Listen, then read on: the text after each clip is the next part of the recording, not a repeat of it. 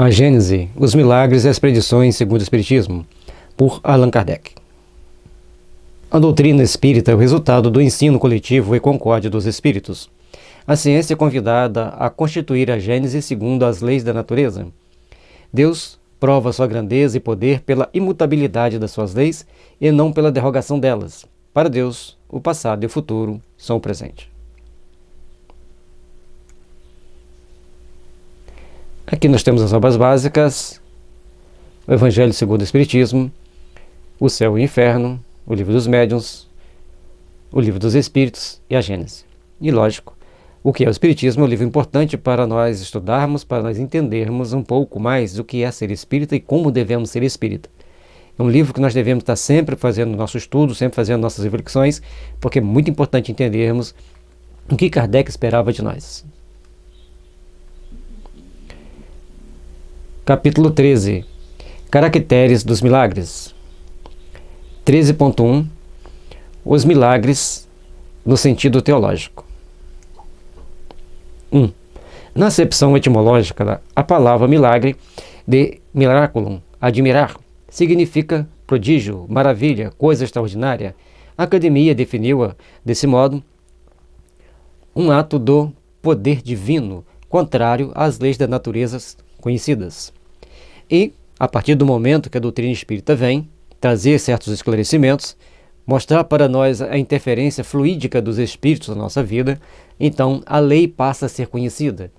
Portanto, aquilo que era um ato do poder divino contrário às leis da natureza conhecidas, passa a ser então conhecida e deixa de ser contrário à lei da natureza, porque tem uma força psíquica que age, interage e corrige aquilo que está, a nosso ver, com defeito. Não é errado, com defeito.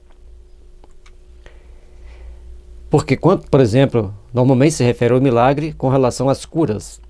Você reproduz uma célula errada, você adquire um ferimento interno, vamos dizer assim, e ali então começa a desenvolver a doença.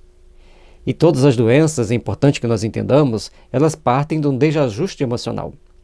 Portanto, para os espíritos que conhecem todas as técnicas, trabalham o ajuste emocional, trabalham a retirada da ferida e a retirada do agente deletério, a energia psíquica adoecida do perispírito. Ao tirar aquela doença, aquela energia adoecida, a pessoa vai recuperar a saúde. Assim como é o trabalho com a homeopatia quando é dado o simílimum para aquele problema. Bom, então vamos ver aqui o conceito do Kardec com relação a esse milagre. Ou seja, nós estamos mostrando que na cura das doenças, como é dito aqui sobre as curas milagrosas, elas deixam de ser milagrosas porque conhece-se a técnica. E por que eu falei da homeopatia? Os espíritos podem ter, como a homeopatia é fluídica, energia, é vibracional, os espíritos podem manipular a energia e adicionar naquela pessoa aquela energia que ela precisa, retirando a doença. Certo? Mas isso exige certos recursos que nem sempre vai ser possível empregar, porque tem um conjunto de fatores que assim define o processo de evolução nosso, as nossas necessidades evolutivas. Conforme no livro Consolador, a questão 94 a 107, vai definindo que algumas pessoas elas precisam passar pela doença para verdadeiramente curarem as suas almas. E aí a gente não vai conseguir tratar, porque tem uma determinação superior. Podem falar, defender, desenvolver todas as teorias, mas a prática vai mostrar que existem limitações para as nossas ações humanas. Vamos então para a Gênese. Na acepção usual, essa palavra perdeu, como tantas outras, a significação primitiva. De geral, que era, se tornou de aplicação restrita à ordem particular dos fatos. No entender das massas, um milagre implica a ideia de um fato extranatural. No sentido teológico, é uma derrogação das leis da natureza, por meio da qual Deus manifesta o seu poder. Tal como efeito, a acepção vulgar, que se tornou o sentido próprio, de modo que, só por comparação e por metáfora, a palavra se aplica às circunstâncias ordinárias da vida. Bom, aí o milagre queria dizer maravilhoso. Então aconteceu uma coisa maravilhosa na sua vida, você falava milagre. Até que em um dado momento, colocou-se essa palavra no sentido teológico, que é o milagre, quando acontece alguma coisa que foge os padrões normais e entra aí a ação divina na correção de alguma atitude, de alguma situação, derrogando suas leis e transformando aquela situação. Bom, nós não vamos entrar nesse detalhe, não vamos contestar, mas vamos trazer a explicação espírita, que é essa questão do milagre, sempre tem uma transformação possível dentro das leis, desde que haja condições naquele momento para transmutar aquelas energias. Então, milagre, cura, tem que passar pela uma transformação íntima de cada pessoa. Por isso, nem sempre se consegue aquelas curas necessárias, aquelas curas que as pessoas querem, porque elas não estão dispostas a fazerem as suas modificações íntimas. E Jesus dizia o que para as pessoas? Vá, a tua fé te salvou. Vá, a tua fé te curou. Ele não curava. A fé que a pessoa tinha, ele simplesmente, baseada nessa fé, nessa vontade de mudar-se, de transformar-se, ele dava uma ajuda, a pessoa recuperava. Seja feita conforme a sua vontade. Então, por isso, nós temos que entender que tem um conjunto de fatores que vão determinar o resultado final, que vão determinar as condições finais para o intento que a pessoa quer. Certo? Então, Kardec vai explicando para nós aqui, vai ficando bem claro que depende de uma série de fatores. Lembra-se que o resultado mediúnico é o espírito, o médium e o meio. Num tratamento espiritual tem o meio, o médium e os espíritos que ajudam o médium e os espíritos que estão envolvidos na trama daquela pessoa que quer ser tratada. Aí tem um conjunto de fatores que tem que ser trabalhado e vai ser trabalhado sempre, mas na medida do possível, e nem sempre é do jeito que nós queremos, mas do jeito que a espiritualidade pode e tem permissão para agir. Porque a trama que aquela pessoa está envolvida é uma trama prevista pelas leis para o ajuste perante a lei. É importante entendermos isso. Um dos caracteres do milagre, propriamente dito, é o ser inexplicável. Por isso, mesmo que se realiza com exclusão das leis naturais, é tanto essa ideia que se lhe associa que, se um fato milagroso vem a encontrar a explicação, se diz que já não constitui milagre, por muito espantoso que seja. Então, a questão que as pessoas colocam sempre do milagre é um conceito, hoje ele é bem vulgar e ele ganha dimensões diferentes. Por exemplo, as pessoas tinham que tomar um avião. Aquele avião ia cair. A espiritualidade superior sabia que ele ia cair. Quem não podia entrar no avião, aconteceu uma série de fatores para que ele não entrasse no avião. Então, esse caso aconteceu, real, a gente vai contar algumas histórias. Chegou, tinha acontecido um acidente na avenida que ele tinha que passar. Ele falou para o táxi, entra por um atalho. Quando chegou no atalho, lá na frente, porque estava interrompido aqui, interrompeu lá. E ele perdeu o avião. Certo? As ruas são assim, X, né? Então, ele saiu dessa avenida aqui, passou para essa, só que aqui na frente tinha o cruzamento. Esse aqui estava fechado, aqui interrompeu também, ficou parado o trânsito, perdeu no avião. O outro, a criança brincou no despertador, naquele tempo não tínhamos relógios, smartphone como despertador, um rádio relógio. Então, até relógio tinha, mas a pessoa normalmente usava o rádio relógio. Então a criança foi lá, mexeu, e quando ela saiu apertando os botõezinhos, pelo aquele acaso, que não é acaso, ela desprogramou o despertador não despertou, ele perdeu a hora, perdeu o avião. E assim, e o outro chegou no avião, essa história é mais interessante, ele encontrou um velho conhecido que começou a conversar com ele, e ele deu uma apagada na mente dele, que ele não lembrava mais do tempo que ele tinha que pegar o avião. Aí ele falou assim, meu amigo, me dê licença que eu tenho que pegar esse avião. E quando ele vai para pegar o avião já tinha decolado. E quando ele vai para o caixa, reclamar com a menina do caixa, falar lá da balconista, da atendente da companhia aérea, que ele precisava remarcar a passagem urgente, na televisão estava mostrando o avião caindo. E ele se salva, ele vai à casa do senhor para agradecê-lo. E a esposa dele fala assim, meu amigo, se nós não fôssemos espíritas, acharíamos que o senhor estava doido, que ele já morreu tem 2 anos. E aí tem toda uma história que a gente já contou lá no Evangelho, já contou no Livro dos Espíritos, né? A gente não vai contar ela toda aqui, você vai achá-la depois. até vou anotar para a gente fazer um estudo dos milagres da queda do avião. Tem tanto papelzinho aqui, não tem que eu possa anotar. Então a gente vai vendo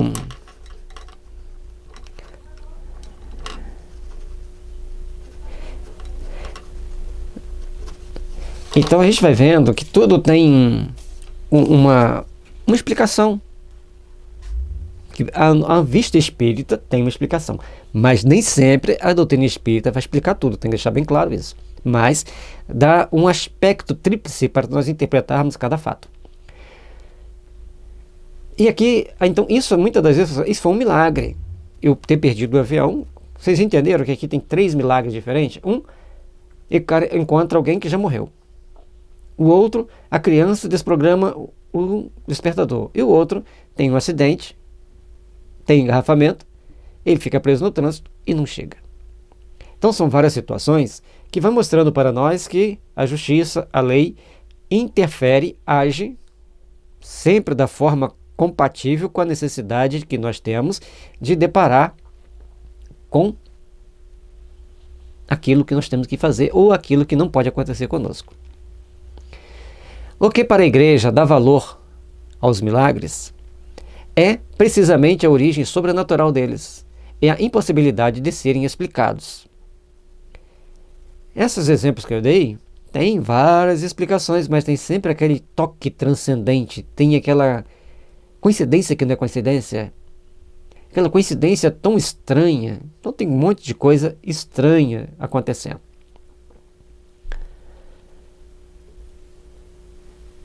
Ela se afirmou tão bem sobre esse ponto que, ao assimilarem-se os milagres aos fenômenos da natureza, constitui para ela uma heresia, um atentado contra a fé, tanto assim que excomungou e até queimou muita gente por não ter querido crer em certos milagres. Portanto, a igreja naquela época, nós não estamos falando mal da igreja, tem registros históricos, ela, devido às pessoas discordarem dela, tomava atitudes extremamente radicais, extremamente perigosas e levando as pessoas até mesmo serem queimadas vivas, como se Deus fosse alguém que castigasse ao ponto tão desastroso quanto esse. Outro caráter do milagre é o ser insólito, isolado, excepcional. Logo que um fenômeno se produz, quer espontânea, quer voluntariamente, é que está submetido a uma lei. E desde então, seja ou não seja conhecida a lei, já não pode haver milagres. Certo? Então nós precisamos entender que temos que ter mecanismos de ação, mecanismos de atitudes que nos levam a crescer espiritualmente. E não é achar que vai ter que acreditar num milagre, numa coisa muito transcendente que vai nos ajudar a crescer espiritualmente. Para nós conseguirmos isso, nós temos que passar por determinadas condições, por determinadas situações que nos levem a passar pelo aprimoramento íntimo de fazermos-nos melhores, intimamente.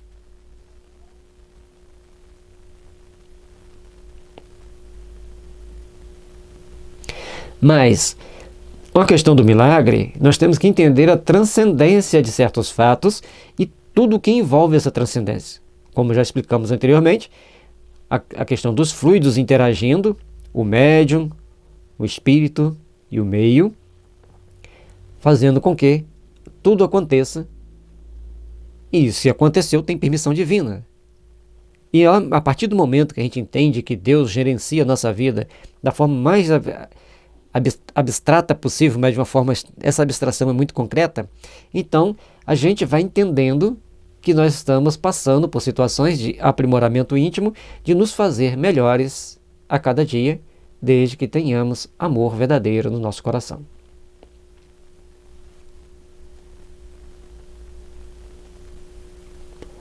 Dois. Aos olhos dos ignorantes, a ciência faz milagre todos os dias. Se um homem que se ache realmente morto for chamado à vida por intervenção divina, haverá verdadeiro milagre por ser esse um fato contrário às leis da natureza. Então, a pessoa já está morta, voltou a viver, é um milagre, porque não tem como fazer uma pessoa reviver depois de morto. Mas, se em tal homem houver apenas aparência de morte, e se lhe restar uma vitalidade latente e a ciência, ou uma ação magnética conseguir reanimá-lo, para as pessoas esclarecidas ter-se-á dado um fenômeno natural, mas para o vulgo ignorante, o fato passará por miraculoso. Ou seja, a massa que não entende o que está acontecendo vai achar alguma coisa miraculosa.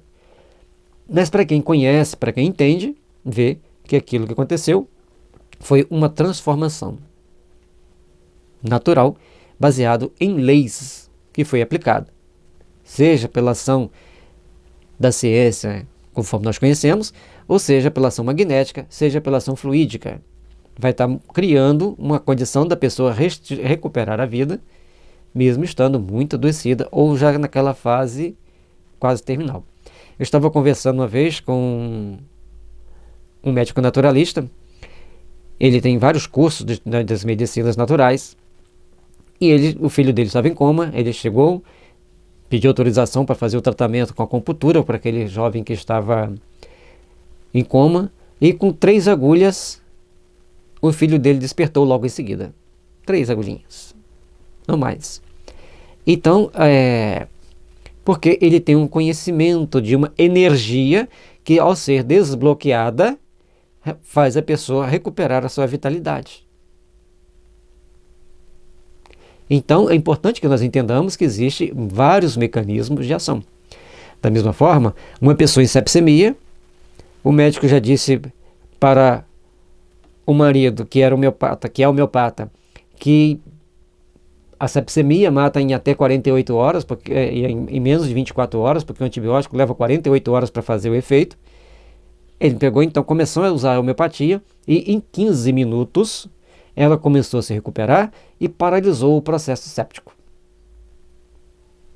Aí foi fazendo os tratamentos conjunto, alopatia e homeopatia naquela circunstância, e o tempo de recuperação da pessoa foi 1/3 do que normalmente se gasta nesse processo de tratamento. Portanto, nós vamos vendo que tem ciência e conhecimento da ciência que vai fazer certas transmutações. Então tem o passe, tem a homeopatia, tem a acupuntura e tem o uso das alopatias, que praticamente é um protocolo que tem que ser seguido por um rigor protocolar. Mas a gente tem que saber que existem outros meios que restituem a saúde da pessoa. Mas lembre-se que tem que restar uma vitalidade latente para que possa haver ação. Lance um físico no meio de certas campinas, um papagaio elétrico, e faça que um raio caia sobre uma árvore, e certamente esse novo Prometeu será tido por armado de diabólico poder. Houvesse, porém, Josué detido o movimento do Sol ou antes da Terra, e teríamos aí verdadeiro milagre, porquanto nenhum magnetizador existe dotado de bastante poder para operar semelhante prodígio. Bom, Prometeu era o deus grego dos raios, e Josué é um personagem bíblico que, antes de chegar com o seu povo à conquista de Jericó, tem aí a fábula de que ele fez parar o movimento do Sol ou o movimento da Terra. Mas se vocês imaginarem a velocidade astronômica que o Sol gira, se ele der uma freadinha, todo o sistema planetário vai para o espaço, literalmente.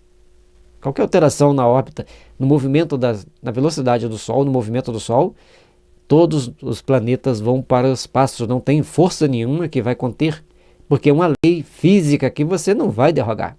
Nem Deus vai derrogar, conforme vai ser explicado mais à frente, que Deus não derroga suas leis. E se a Terra freasse, a mesma coisa, tudo que está no solo da Terra flutuaria pelos espaços. Os oceanos cobririam toda a superfície da Terra, porque as águas, numa freada de 27 mil km por segundo, se você frear um carro a 70 km por hora, se você não segurar bem, você bate a sua cara no anteparo da frente e se machuca muito. Não vamos nem imaginar, por favor, nem imagine uma freadinha de 27 mil km por segundo. Então, a gente tem que ter muito cuidado aqui na interpretação. O que pode ser interpretado é que um erro de tradução, porque a luta foi tão intensa, durou tanto tempo, mas eles não viram o tempo passar, como se tivesse parado o tempo, como se o sol tivesse parado. Aí alguém tira como se e fica o sol parou. Erro de tradução pode ser, temos que ter cuidado para interpretar. A Bíblia passou por várias traduções, e toda tradução tem a regra dos 4 T's. Todo tradutor trai a tradição, e às vezes erra por próprio interesse. Tem um livro de acupuntura que eu tenho a tradução dele em espanhol e tenho a tradução dele em português. Claro que a do português é feita por algum espírita, porque estava bem claro, bem traduzido. Ou você estuda muita acupuntura, ou tem as miraculosas ajudas dos espíritos. Aí na tradução espanhola, que você tem que estudar muita acupuntura para você entrar no espírito da acupuntura. É o mesmo texto, mas o sentido ficou totalmente diferente. E lá temos o número 136, Prometeu, e o 137, Josué. Nota da editora, 136. Na mitologia grega, é um dos titãs. Roubou o fogo sagrado dos deuses e transmitiu-o aos homens. Zeus, para puni-lo, acorrentou-o ao Cáucaso, onde uma águia comia-lhe o fígado, que se regenerava incessantemente. Foi libertado por Hércules.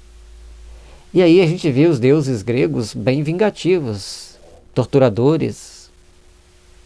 Mas tinha um contra-deus, né?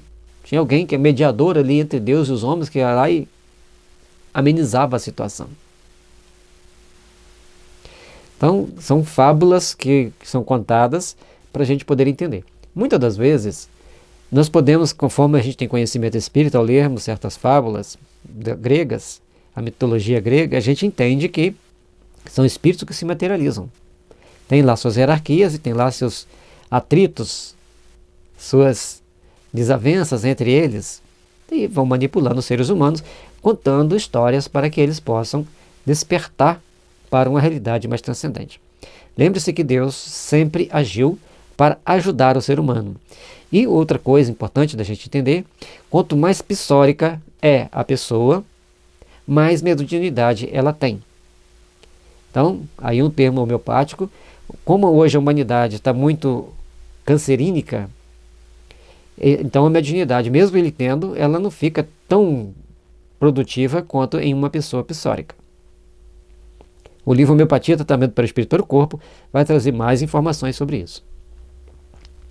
137. Nota da editora.